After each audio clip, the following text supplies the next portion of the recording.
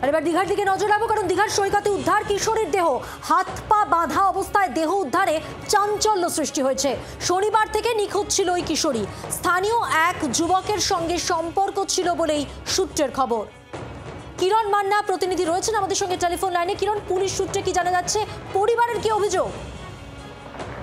দেখো, পরিবার এই মুহূর্তে গুরুতর অভিযোগ তুলেছে। যে অভিযোগ, স্থানীয় এক যুবক ঝাওয়া জগন্নাথপুর কাঁপি থানা এলাকার বাসিন্দা, ঝাওয়া জগন্নাথপুর গ্রাম, সেই যুবক অপহরণ করেছিল এই কিশোরী, এই দশম শ্রেণীর ছাত্রীকে।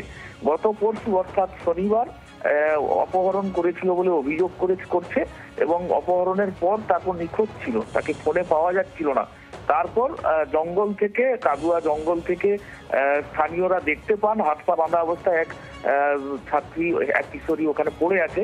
সেই অবস্থায় পুলিশকে খবর দিলে জুনপুর কোস্টাল থানার পুলিশ ঘটনাস্থলে গিয়ে সেই কাদুয়া জঙ্গল থেকে তাকে উদ্ধার করে।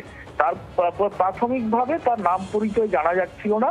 আজকে সেই পরিচয় প্রকাশ্যে আসে এবং তার পরিবারের লোকজন জানতে পারেন। কাঁপি থানা এলাকার দুর্মুঠের বাসিন্দা এই কিশোরী, তার বাবা মা পরিবার কান্নায় ভেঙে পড়েছেন। এই কিশোরের বিরুদ্ধে অভিযোগ তুলেছেন এবং তার বাবা মাকে আটক করার পর ওই যুবককে গ্রেফতার করেছে। ধন্যবাদ কিরণ। কথা বললাম প্রতিনিধি কিরণ মান্নার সঙ্গে। এবার শোনাবো এসডিপিও দিবাকর দাস কি বলছেন এই ঘটনা নিয়ে। বগুড়ার জলপাইয়ের কাছ থেকে একটা জঙ্গলের মধ্যে থেকে আমরা একটা তরুণীর ডেড বডি রিকভার করেছি, যার হাত পা বাঁধা ছিল। কিভাবে ওখানে উনি আসলেন বা কিভাবে ওনার ডেথ হলো, লিগাল প্রসিডিওর আছে, সেগুলো আমরা অলরেডি স্টার্ট করেছি। বয়স কত কি অনুমান করা যাচ্ছে? ওটা এই মুহূর্তে এক্স্যাক্টলি বলা সম্ভব নয়, তবে দেখে মনে হচ্ছে 18-20 বছর হতে পারে। বাংলার আওয়াজ, বাঙালির আবেগ, জি 24 ঘন্টা।